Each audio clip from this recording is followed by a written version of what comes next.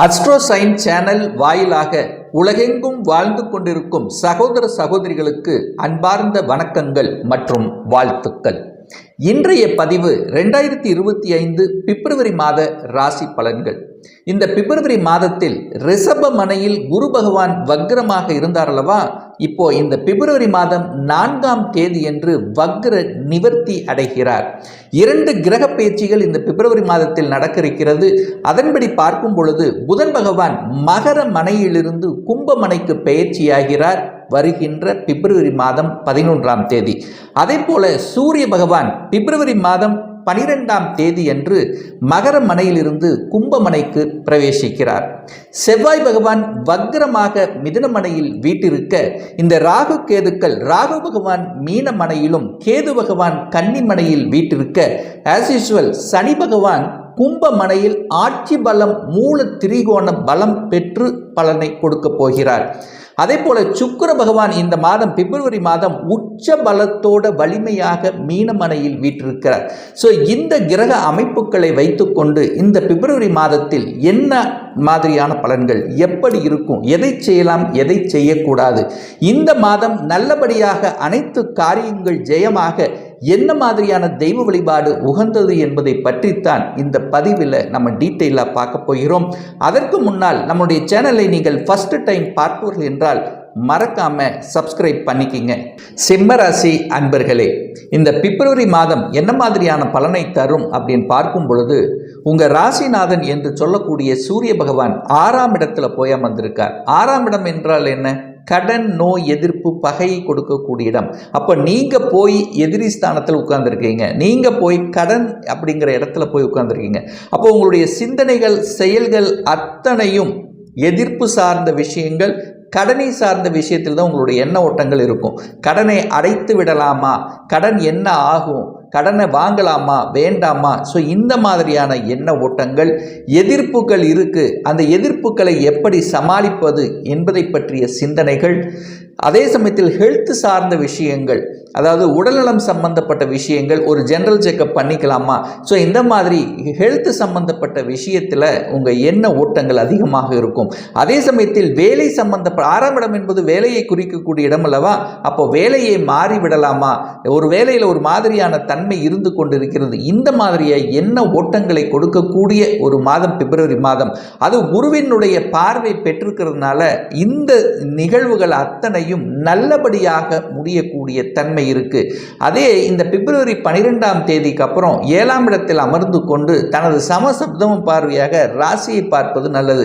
அப்ப ராசி அதிபதி ராசியை பார்க்கும் பொழுது உங்களுடைய சிந்தனைகள் மேலோங்கக்கூடிய தன்மை, நினைத்த காரியங்கள் செயல்படுத்தக்கூடிய தன்மை இருக்கும். ஆனால் சனி பார்க்கிறார், கொஞ்சம் பிடிவாத தன்மைங்கிறது இயல்பாகவே இருக்கும். தான் நினைக்கிறது செயல்படுத்தணும் அப்படிங்கிற தன்மை இருக்கும். அப்போ எந்த ஒரு விஷயமாக இருந்தாலும் ஒரு தடவைக்கு 2 தடவை யோசித்து செயல்பட வேண்டும் என்பதை சிம்மராசி என்பர்கள் புரிந்து கொள்ள வேண்டும்.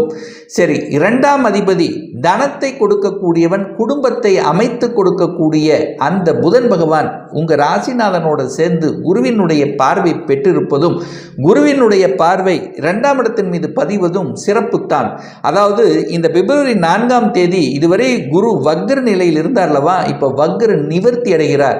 அப்போ வக்ர நிவர்த்தி அடைந்து 2ஆம் இடத்தை பார்ப்பது நல்ல அமைப்பு. குடும்பத்தில் இருந்து வந்த பிரச்சனைகள் விலகக்கூடிய தன்மை, கணவன் மனைவிக்கு இருக்கக்கூடிய கருத்து வேற்றுமைகள் விலகக்கூடிய தன்மை, அதாவது குடும்பத்துக்குள்ள ஒரு அந்நூன்யம் பிறக்கக்கூடிய சந்தர்ப்ப சூழ்நிலைகளை உருவாக்கும். உங்க பேச்சு நல்லா இருக்கும். ஏன்னா 2 கேதுல உட்கார்ந்துருக்கார் அல்லவா? நல்ல ஞானம் இருக்கும்.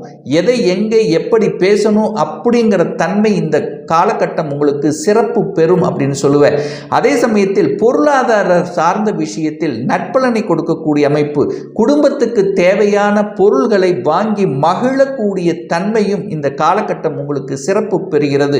ஏன்னா சுக்கிரன் உச்ச பலத்தோடு இருந்து 2ஆம் இடத்தை பார்க்கிறார். அப்போ குடும்பத்துக்கு சுப செலவுகள் செய்யக்கூடிய தன்மை, அப்போ வீட்டுக்கு தேவையான எலக்ட்ரிக்கல், எலக்ட்ரானிக்ஸ் இந்த மாதிரியான சாதனமான அந்த பொருள்களை வாங்கி குவிக்கக்கூடிய ஒரு காலகட்டமாக அமையும். 3ஆம் அதிபதி 8ல் போய் உட்கார்ந்து உச்ச பலத்தோடு இருக்கார். அப்போ என்ன நடக்க போகிறது?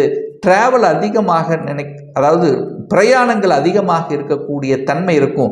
கொஞ்சம் அலைச்சல் திருச்சல் டென்ஷனை கொடுக்கும். ஏன்னா 3ஆம் அதிபதி 8ல் போய் மறைஞ்சு உச்சமாகிறார். அப்போ சுக்கிரன் 8ல் போய் மறைகிறதுன்னு அர்த்தம்.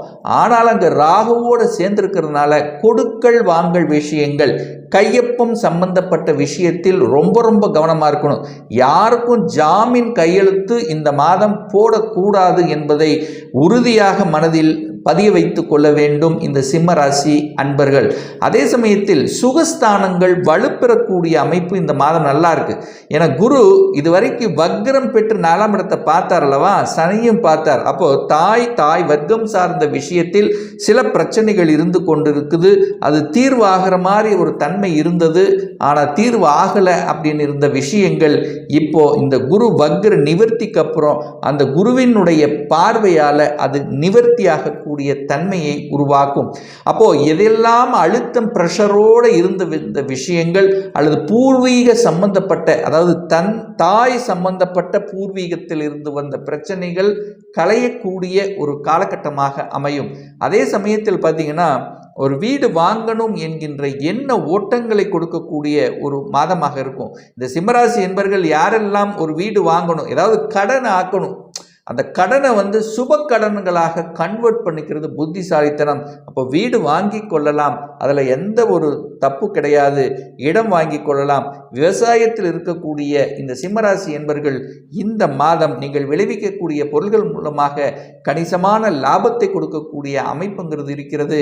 5ஆம் அதிபதியாக இருக்கக்கூடிய குரு பகவான் 10ஆம் இடத்தில் அமர்ந்து கொண்டு அங்கே வக்ரமாக இருந்து இப்போ வக்ர நிவர்த்தி ஆகிறதுனால குழந்தைகளுக்கு நல்லவைகள் நடக்கக்கூடிய தன்மை, குழந்தைகள் நல்ல படிக்கக்கூடிய தன்மை இருக்கும். இது வரைக்கும் கொஞ்சம் ஒரு மந்தமாக இருந்தது, ஒரு டல்லாக இருந்தது, ஒரு மறதித்தன்மை இருந்தது, தான் சொல்கிற பேச்சை கேட்க மாட்டேங்கிறாங்க, இந்த மாதிரியான எதிர்மறைத்தன்மை இருந்த விஷயங்கள் இப்போ அப்படியே தலைகீழாக, அதாவது நீங்கள் சொல்கிற பேச்சை கேட்கக்கூடிய தன்மை, ஒரு ஸ்ட்ராட்டஜிக் பிளான் வகுக்கக்கூடிய தன்மை, அடுத்து படித்து இன்னவாக ஆகப்போகுங்கிற உறுதிமொழி எடுக்கக்கூடிய தன்மை இந்த காலகட்டம் உங்களுக்கு சிறப்பு பெறும் அப்படின்னு நம்ம சொல்லலாம்.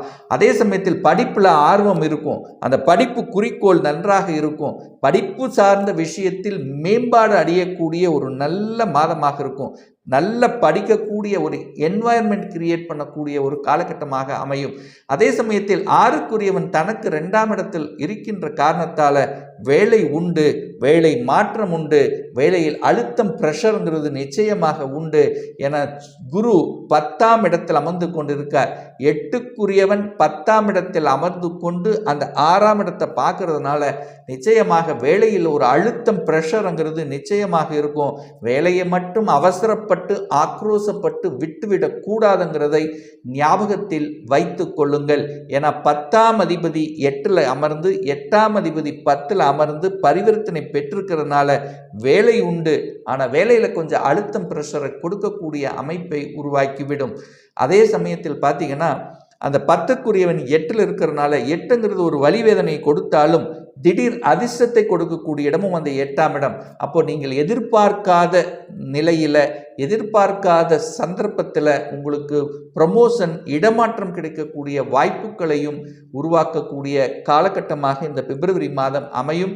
அதுவும் குறிப்பாக சொல்ல போனால் இந்த பிப்ரவரியினுடைய முற்பகுதி விட்டு 2வது பகுதி, அதாவது பிப்ரவரி மாதம் 12க்கு அப்புறம் நினைத்தவைகள் நடக்கக்கூடிய அமைப்பாகவே அமையும். அதே சமயத்தில் உங்களுக்கு யோகத்தை தரக்கூடிய ஒரு கிரகம் அப்படின்னா அது செவ்வாய் பகவான். அந்த செவ்வாய் பகவான் இந்த மாதம் லாபஸ்தானத்தில் இருப்பது நல்ல அமைப்பு. அப்போ சூரியனும் பார்த்தீங்கன்னா ராசியை பார்க்கக்கூடிய அமைப்பு. அதிகாரம் வர்க்கம் சார்ந்த விஷயங்கள், அரசு சார்ந்த விஷயத்தில் அனுகூலத்தை கொடுக்கக்கூடிய அமைப்பு. அரசு பணிகள் சார்ந்த விஷயத்தில் ஒரு இடர்பாடுகளாக இருந்தது, ஒரு இடைஞ்சலாக இருந்தது, ஒரு அழுத்தமாக இருந்த இந்த சிம்மராசி என்பர்களுக்கு பார்த்தீங்கன்னா இந்த மாதம் 12க்கு அப்புறம், பிப்ரவரி 12க்கு அப்புறம் அரசு விஷயத்தில் வெற்றியை கொடுக்கக்கூடிய ஒரு காலகட்டமாக அமையும். நிலம் சார்ந்த விஷயத்தில் அனுகூலம். சீருடை அணிந்து பணியாற்றி கொண்டிருக்கக்கூடிய அத்துணை சிம்மராசி என்பர்களுக்கும் நல்லவைகள் நடக்கக்கூடிய ஒரு காலகட்டம்.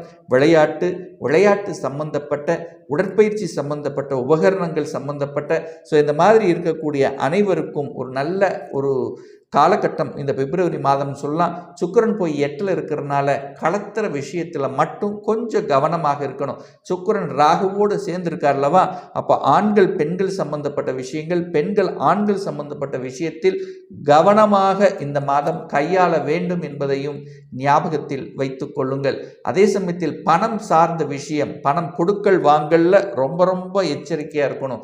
ஒரு சொந்த தொழிலை ஆரம்பிக்கணும் என்கின்ற எண்ணப்பாடு ஒரு சிலருக்கு ஏற்படுத்தும். இந்த மாதிரி இருக்கிறவங்க உங்க ஜாதகத்தில் அந்த கொடுப்பினை இருக்காங்கிறது இந்த சிம்மராசி என்பர்கள் நிச்சயமாக புரிந்து கொள்ள வேண்டும். ஏன் சொல்றேன்னா, இந்த வருடம் அதாவது 2025 மார்ச்சுக்கு அப்புறம் உங்களுக்கு அஷ்டம சனி நடக்கின்ற காரணத்தால் நிச்சயமாக மனக்குழப்பங்கள் ஏற்படுத்தும். தன விஷயத்தில் ரொம்ப கவனமாக இருக்கணும். கூட்டு தொழில் சார்ந்த விஷயத்தில் அகலக்கால் வைக்காமல் பார்த்து கொள்வதும் இந்த காலகட்டம் உங்களுக்கு சிறப்பு பெறும். அதே சமயத்தில் ஒரு சிலருக்கு பார்த்தீங்கன்னா வேலைக்காக அல்லது தொழிலுக்காக வெளிநாட்டுக்கு சென்று வரக்கூடிய பாக்கியம் என்பது இந்த சிம்மராசி நண்பர்களுக்கு நிச்சயமாக உண்டு. 2ஆம் இடத்தில் கேது இருக்கிறதுனால, அது கன்னி வீட்டில் கேது இருக்கிறதுனால இந்த விஞ்ஞானம், ஆராய்ச்சி சம்பந்தப்பட்ட ரிசர்ச் சம்பந்தப்பட்ட துறையில் இருக்கக்கூடிய சிம்மராசி என்பவர்களுக்கு அனுகூலத்தை கொடுக்கக்கூடிய ஒரு மாதமாக அமையும். ஒரு நல்ல தெய்வ வழிபாடு அப்படின்னு எடுத்துக்கொண்டால், சுக்கிரன் போய் 8ஆம் இடத்தில் இருக்கின்ற காரணத்தால் களத்திரம் சார்ந்த விஷயத்தில் எந்த பிரச்சனைகளும் வராமல் இருப்பதற்காக ஒவ்வொரு வெள்ளிக்கிழமையன்று அம்மனை சென்று வழிபடும் போது நிச்சயமாக ஒரு நல்ல தொழில் ரீதியில சரி அல்லது மனம் சார்ந்த விஷயத்திலும் நல்லவைகள் நடக்குங்கிறதுல எந்தவித மாற்று கருத்தும் கிடையாது. இப்போ நான் சொன்னது கோச்சார ரீதியான இந்த பிப்ரவரி மாதத்துக்குரிய ஒரு பொதுவான பலன்கள். இந்த ராசி நட்சத்திரத்தில் பார்த்தீங்கன்னா பல கோடிக்கணக்கான பேர் இருப்பீங்க. எல்லாருக்கும் ஒரே பலன் நிச்சயமா இல்லை. ஏன்னா ஒவ்வொருத்தரும் டிஃப்ரெண்ட், ஒவ்வொருத்தருடைய ஜாதக அமைப்புகளும் வேறுபடும் என்பதையும் ஞாபகத்தில் வைத்துக் கொள்ளுங்கள். இந்த கோச்சார பலன் 20 to 50% பலன் உங்களுக்கு நடக்கும்.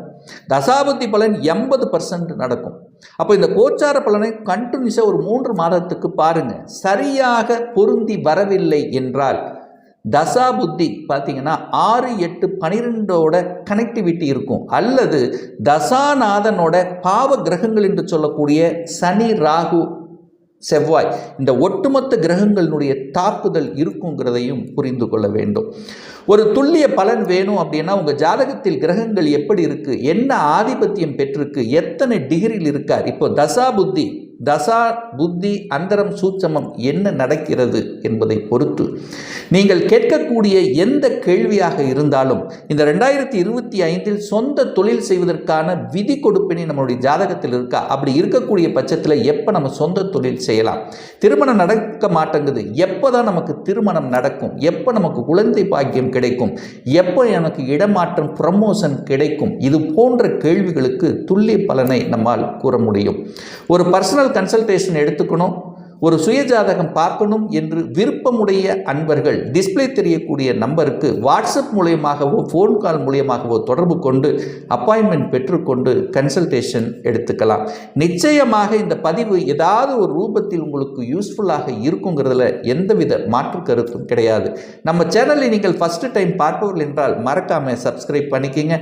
பக்கத்தில் இருக்கக்கூடிய பெல் பட்டன் மற்றும் ஆல் நோட்டிஃபிகேஷனை கிளிக் பண்ணும்போது நான் போடக்கூடிய அடுத்தடுத்த பதிவுகள் உங்களுடைய நோட்டிஃபிகேஷனில் வந்து சேரும். இந்த ராசி நட்சத்திர நேயர்கள் அனைவரும் வாழ்க வளர்க வளம் பெறுக என்று எனது வாழ்த்தினை தெரிவித்துக் கொண்டு விடைபெறுகிறேன். நன்றி, வணக்கம், வாழ்த்துக்கள்.